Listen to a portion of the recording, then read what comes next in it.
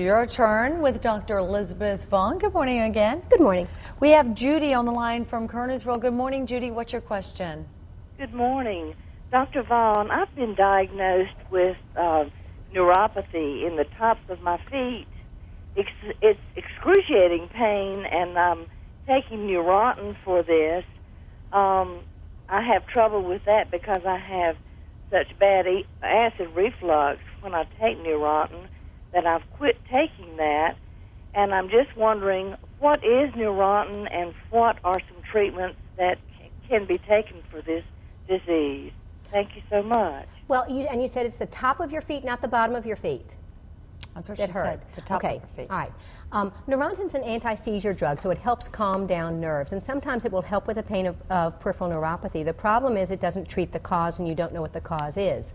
The most common causes are B12 and folic acid deficiency, inadequate control of diabetes mellitus, and heavy metal toxicity. With respect to B12 and folic acid, which is easy for you to check on, what I would suggest is ask your doctor to get those levels on you, and then ask them, can you give me a B12 shot? Can you give me a folic acid shot? Or give me a big dose of folic acid? And then just see what happens over the next 24 hours. If the neuropathy clears up, you're onto something, no matter what the B12 levels are. You may need a very high level of B12 in order to function normally. Good luck. Let's go to Jill in Graham. Good morning, Jill. What's your question? Oh, good morning. Good morning. About two weeks ago, I went into AFib, and I was at the emergency room, and they told me to stop taking my thyroid medication. And what are you on? I was on 0.2 Synthroid. 0.2 Synthroid, okay. Right. All right, so knowing my body, I said, no, I'll cut it in half. So I'm taking 100 now. Mm-hmm. But I am totally exhausted. I mean, I'm just I'm turning into a vegetable. Mm-hmm. I've gained 7 pounds. Were your levels high when they checked them in the emergency room? Okay. Yeah, they couldn't get a reading, they said. All right. What I would suggest to you then is you probably need a dose that's somewhere between the 0.1 and the 0.2. The other thing I would do before increasing your dose is get some magnesium glycinate or citrate or taurate and take up to 1,000 milligrams a day for maybe a week. Load your system with some magnesium. If you start getting the runs, you need to back down the dose. Don't use mag oxide. That will give you the runs with a lower dose. But get some magnesium on board, because frequently too high a thyroid level, or even a normal thyroid level, if you don't have enough magnesium on board, can tip you into atrial fib.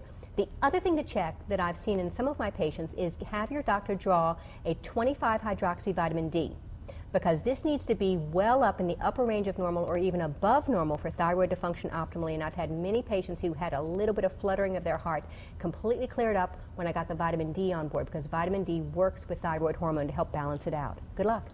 Let's go to Lexington, where Crystal is standing by. Good morning, Crystal. What's your question? Good morning, ladies. Good morning. I also have thyroid disease, and I was wondering, even though my levels are normal and I take the 200 micromilligrams, that if there's any kind of natural supplement, because I still feel tired, sluggish, my metabolism is still not where I feel like it needs to be.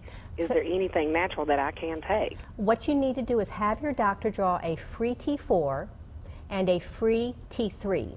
It sounds like you're getting plenty of T4, which is the Synthroid, but it's not being converted into T3.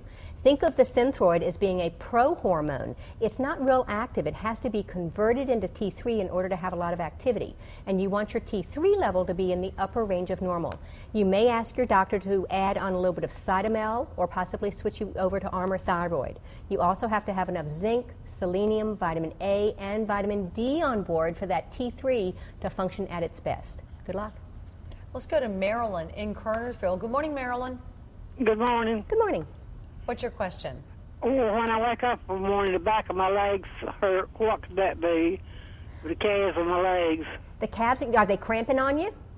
No, they aren't cramping. They just hurt. But sometimes I do have to get up out of bed and stand up. And you sound like you're older. How old are you? 78. And do you have any heart disease? Not that I know of. Not that you know of.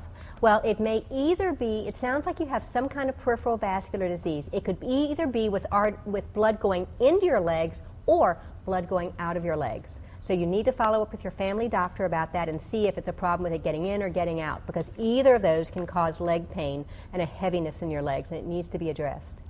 All right. Thank you so much for coming in this morning. Wonderful questions. Thanks so much for calling.